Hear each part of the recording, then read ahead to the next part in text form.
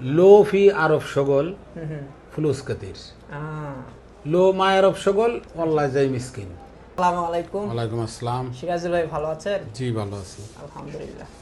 তো সিরাজ ভাই কত বছর হলো সৌদি আরব আসছেন? আমি 19 বছর। 19 বছর। জি।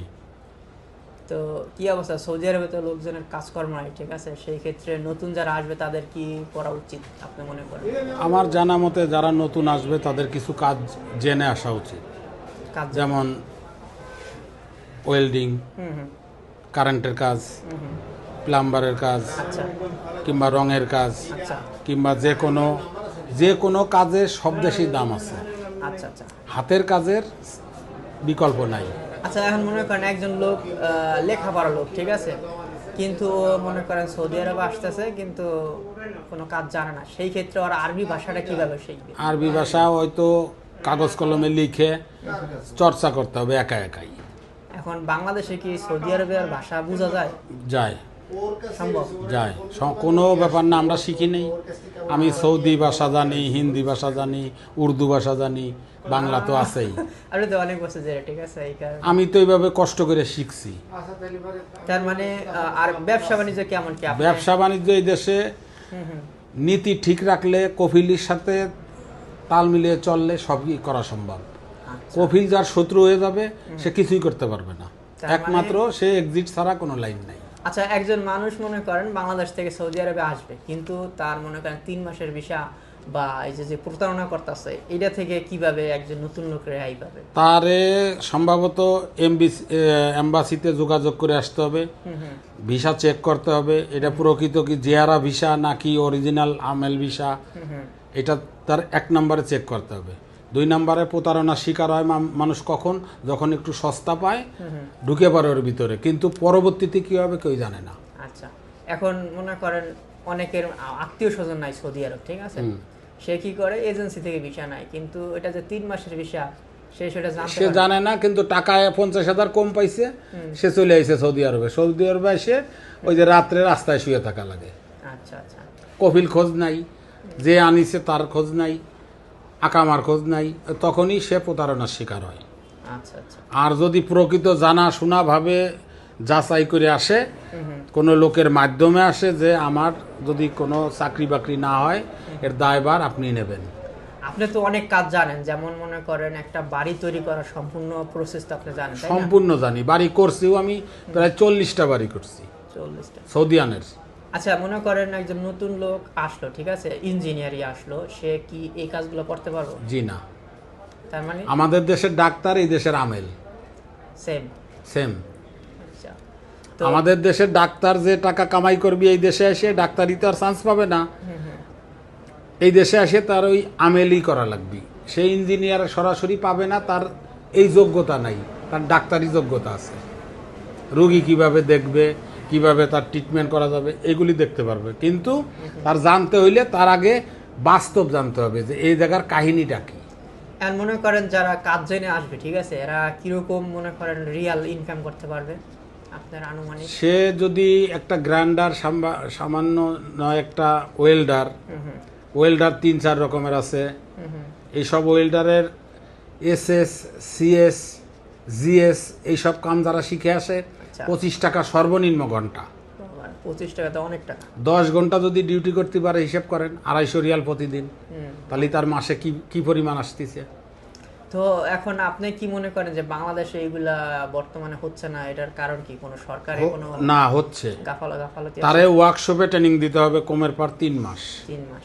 তখন সে ওয়েল্ডিং শিখবে, এইখানে এসে ভাষা না জানলে তার ভাষায় দিয়ে আরেকজন বুঝিয়ে দেবে, তারে প্র্যাকটিক্যালে কাজ করতে দেবে, সে কাজ করে ক্লিয়ার করবে, অন্যজন বলবে যে হ্যাঁ ঠিক আছে। তাহলে আমি মনে করেন এই পর্যন্ত যত লোক দেখছি নতুন, ঠিক আছে, তারা বেশিরভাগই কয় আমি হেল্পার। এই কথা থেকে হেল্পারের উদ্দেশ্যটা কি? যে কোনো কাজে দিলি আমি আছি, এর মানেই লো হেল্পার। এখন তাহলে এই যে যারা মনে করেন কাজ পায় না, এরা কিন্তু মূলতই হেল্পার। এই ব্যাপারে আপনার কি মতামত? হেল্পার কথাটা বলে আনে কি কারণে? হাতের কাজ জানে না। সে যদি হাতের কাজ কোনোটা শিখে আসে, যেমন ওয়েল্ডারি, ওয়েল্ডারের প্রচুর চাহিদা। আচ্ছা, বিশেষ করে যে কোনো গ্যাস প্লান্টে, সৌদি আরবে তো প্লান্টেরই ব্যবসা, যে কোনো জায়গা যাবেন গ্যাসের কাজ, প্লান্টের কাজ আছেই। আর আর মনে করেন আপনার ওই ছেলেকে যারা মনে করেন 3 মাসের বিষয় প্রতারিত হয়েছে, ঠিক আছে, তাদের এখন করণীয় কি? করণীয় একমাত্র দেশে এখান থেকে যোগাযোগ করে ভিসা নিয়ে দেশে যেয়ে আবার নতুন কফিলের মাধ্যমে আসবে। নাকি কাফালা হইলো? কাফালা হইতে গেলেও যে টাকা লাগবে নতুন ভিসা ওই টাকাই লাগবে। আর হচ্ছে আপনার কোন ভিসাটা সবচাইতে ভালো, যে এই মনে করেন যেমন মেহনা?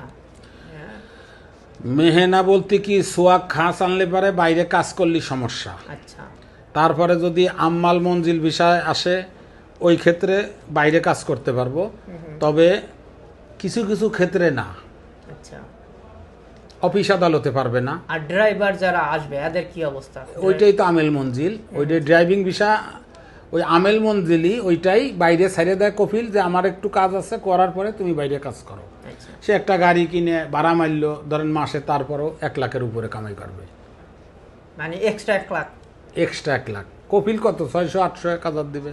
তাহলে বাংলাদেশের ড্রাইভিং এর চাহিদা আছে, কিন্তু এইখানে এসে ড্রাইভিং এর গাড়ি কিনতে গেলে একটা পুঁজি লাগবে, অনেক টাকা ইনভেস্ট করা লাগবে। না, বাংলাদেশে অনেক মেধাবী ড্রাইভার আছে। মেধাবী বলতে আমি বোঝাইতেছি যে বাংলাদেশ সিপা সাপা কিন্তু ঢুকে যায়, এই সৌদি আরব তার সিপা সাপা নাই, অনেক সিপা সাপা নাই, এলো ওয়ান ওয়ে, ধরতে গেলে ওয়ান ওয়ে রাস্তা। আচ্ছা মনে করেন যে এখানে সাধারণ যে বাংলাদেশের হেল্পার সেই জায়গার বড় ড্রাইভার। বড় ড্রাইভার। আর লাইসেন্সও তো অনেক সহজেই লাইসেন্স এখানে 5000 রিয়াল লাগবে টোটাল লাইসেন্স বাইর করতে। আচ্ছা আচ্ছা। তারপরে যে তার যখন লাইনে আসতে হবে কোনো একজনের মাধ্যম লাগবে, যে তো হুট করে তো একজন গাড়ি দেবে না, আর নাইলে গাড়ি কিনে নিয়ে চালাইতে হবে। আচ্ছা, যদি কোনো লোক আসে তাহলে আপনি কি একটু সিস্টেম করে দিতে পারবেন না? সিস্টেম এই দেশে অভাব নাই, সিস্টেম সারা দুনিয়ায় আছে। আচ্ছা, ভালোর অপোজিট খারাপও আছে, খারাপ আছে। খারাপের অপোজিট ভালো আছে। তার মানে আমরা দেখতেছি যেটা সাধারণ, যেমন হেল্পার অথবা যে কোনো একটা ট্রেড নিয়ে আসলে সবচেয়ে ভালো। ট্রেড যে কোনো একটা নিয়ে আসবে, তবে ওই ডাক্তার ইঞ্জিনিয়ারের ট্রেড বাংলাদেশে যথেষ্ট। এইখানে ওর কোনো দাম নাই। অন্যান্য এই জায়গায় দাম হবে কখন, যখন 2-4 বছর খাটার পরে গাইগুতো খাওয়ার পরে সে ঠিক হবে। প্রথমে এসেই যে আমি দেশে উকলাতি পাস করে আইছি, হ্যাঁ এসে কে ঝাড়ু দেবো, ওই চিন্তা করলে হবে না।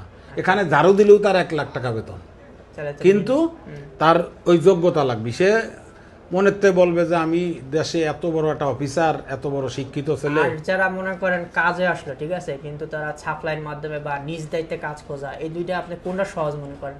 সাপ্লাইয়ের মাধ্যমে এটা একটা নিরাপদ, বেতন পাওয়ার সম্ভাবনা আছে। আচ্ছা আর যদি পথেতে কলার ধরে নিয়ে গেলে চলেন আমার সাথে অনেক কাজ, বেতন পাবেন 1.5 লাখ, আচ্ছা। ওই টাকাটা 99% ঝুঁকিপূর্ণ। আর একটা বিষয় যেটা আপনার মনে করেন থাকা খাওয়া, এই জায়গায় থাকা খাওয়া বলতে কি, এই জায়গা থাকা বেশিরভাগই 100-150 টাকার ভিতরে থাকা হয়ে যাবে। আচ্ছা। আর তবে খাবার খরচা গ্রুপিং, কিরকম? আচ্ছা। আর খানার বাবদই 200-300 টাকা লাগবে, অর্থাৎ 500 টাকা ধরে দিতে হবে, হ্যাঁ, ওয়াইফাই সহ। মানে সবকিছু দিয়ে মোটামুটি 500 টাকা খরচ। এখন যা কামাই করবেন সব তার। এখন মাঝে মাঝে দেখা যায় যে কোম্পানিতে আসে 1100 টাকা স্যালারি, সেটা কি ভালো নাকি আপনার মনে করেন কোম্পানিতে আসে যে সেটা ঠিক আছে, ভালো, কিন্তু অত ভালো না। যেমন ওর 1100 টাকার ভিতরে পকেট খরচ, এমবি খরচ, এই সেই দিয়ে 200-300 টাকা চলে যাবে। আচ্ছা খানা খরচ কোম্পানি দেবে, থাকা কোম্পানি দেবে, কিন্তু ওই 900 টাকা 800 টাকা টিকলে তাতে 25,000 টাকা মাসে হবে। আচ্ছা। তা 25,000 টাকা তার 4 লাখ 5 লাখ টাকা যে খরচ করে আসবে, তার মিনিমাম তার 5 বছর লাগবে পুঁজি উঠাইতে। তার মানে আপনি চাইতেছেন যারা ট্রেড শিখে আসে, ট্রেড শিখে আসলি পারে 1 মাসের ভিতরে সে যে কোনো জায়গা ঢুকে যেতে পারবো। প্রথমে হেল্পারে নর্মালেই ঢুকুক, যখন সে একটু চালু হয়ে যাবে তারপরেই তার হাত ধরে রাখা যাবে না, সে খালি উপরে উঠবে, যেহেতু হাতের কাজ জানে। এটার কি আরবিতে মিয়া মিয়া না, তাই না? ওটারে লো ফি আরব সগল ফুলুস কাতির, লো মা আরব সগল অল্লাহ যাই মিসকিন। আপনি যেটা কইছেন ভাই, এটা তো মানুষ বুঝবো না, একটু বাংলায় করেন। বাংলায় কই যে যদি কাজ জানা থাকে সে একেবারে হাই গ্রেডে উঠবে, আচ্ছা। আর যদি হাতের কাজ না জানে সে জীবন ভর ওই ঝাড়ুই দেওয়া লাগবে। মানে ঝাড়ু দিলেও হ্যাঁ 80-90 হাজার টাকা বেতন, কিন্তু ঝাড়ুর জন্যও কিন্তু একটা কোম্পানি আছে, সেই কোম্পানিতে সাধারণ লোকের নেবে না, ওই যে 800-1000 টাকা বেতনে নেবে, তারপরে উপরি কাগজ টুকাই আলাদা রাখতে হবে, ওর জন্য লাভ, এই সেই করে 50-60 হাজার টাকা পাবে। এখন মনে করেন যারা বাংলাদেশে আপনার রিয়েল এস্টেটের ব্যবসা করে, যেমন মনে করেন ঘর বাড়ি বানায়, ঠিক আছে, ওরকম একজন লোক যদি বাংলাদেশ থেকে এখানে আসে, একটা টিম নিয়ে আসে, বাংলাদেশ মনে করছে, তারা কি পারবে এই কাজগুলো করতে? তাদের সৌদি দেবে না তো, এই কারণেই দেবে না। ওর যে আমি কামটা দেব, কিভাবে বিশ্বাস করবো যে ও আমার কাম উঠে দেবে? তা আমাদের সৌদি ধরলো, সৌদি তো আর কাম জানে না, তারে পুরো কাম জানতে হবে। আচ্ছা এখন সৌদির উপর নির্ভর করবি বেতন দেবে কি দেবে না। আচ্ছা। আর এইটা মনে করেন যদি আমার পুঁজির সম্পর্কে বলি, সেই ক্ষেত্রে একজন কন্ট্রাক্টদার হতে গেলে তার কি কি পুঁজি লাগে, প্রথমত কি কি লাগবে? তার কিচ্ছু লাগবে না, তার একমাত্র ভাষা লাগবে প্রথম। দ্বিতীয়ত হলো কাজের এস্টিমেটটা সুন্দরভাবে আরবিতে দিতে হবে, তার ড্রয়িং বুঝতে হবে। তারপরে সে কাজ যখন করবে, যেই মালিকের সাথে কন্ট্যাক্ট করবি তার কফিল কিংবা তারে যার ভালো লাগে সে যে কোনো সৌদির মাধ্যমে কন্ট্যাক্ট করতে হবে। সৌদির মাধ্যমে কন্ট্যাক্ট না করলে এই টাকাটা উঠাইতে গেলে সে পারবে না, সৌদি উঠাইতে পারবো। আচ্ছা, আমরা এখন একটা ফিনিশিং কথা বলি, সেটা হচ্ছে আপনার রিয়াদে আমি কিছু ভিডিও দেখছি যে মানুষ খাইতে পায় না, 3 দিন না খেয়ে মারা গেছে, এরকমও ইতিহাস এই শোনা যে যায়। 3 মাসের আকামা জিয়ারা ভিসা আইসে উমরা করার বিষয়, তারে কইছে যে একেবারে রাজকীয় ফুলের বাগানে ফুল পানি দেবেন, এই সেই করে ওইভাবে প্রতারণা হয়ে আসছে। তার মানে এটা কিন্তু হচ্ছে প্রতারণা। শতকরা 60 জন আছে অবৈধভাবে আসে, আচ্ছা অল্প পয়সার জন্য আইসে এই জায়গায় ওই যে তারা তাকেরই মানে কোনো কায়দায় তারে যে একটা বস করাই এক জায়গায় বসাবেন যে তুমি এইটা দেখবা, তার দ্বারা খেলবে না, মাথায় কাজ করবে না। কি জন্যই যে লোক একবার দেখবে কম্পিউটার চালানো সে শিখতে চেষ্টা করবে, যে কোনোদিন না দেখছে সে ওই কিভাবে চালাবে সেটাও বুঝতে পারবে না। আচ্ছা আচ্ছা। তার মানে আপনার এই যে ঘটনাগুলো ঘটে এগুলো হচ্ছে লাগে প্রতারণার শিকার। প্রতারণার শিকার, এবং কি আর না হলে এর পিছনে বাঙালি দায়ী, আমরাই দায়ী। আর না হলে এখানে মোটামুটি ভালো একটা ইনকাম করা যায়। ইনকাম করার সাধারণ মিডল ইস্টের ভিতরে সৌদি আরব হইলো ভালো, আচ্ছা আকামার টাকা যতই হোক 2 মাসের টাকা হইলে আকামা হয়ে যায়, আচ্ছা। কিন্তু কাজ করার লোক হতে হবে। মোট কথা কাজের লোক হলে 8 মাস লাগবে আকামা বানাতে। বেতন পালেন 2000, খরচ আপনার 1500, আপনি কিভাবে আকামা বানাবেন? এই তো। আপনার যা মনে আছে সামনে তাই কিনতেছেন, লাস্টে দেখবেন পয়সা নাই, কাজে না যেয়ে ঘুমাই রয়েছেন। আচ্ছা ঠিক আছে, ঠিক আছে সাদেক, অবশ্যই আপনার কাছ থেকে পরামর্শ শুনে ভালো লাগলো।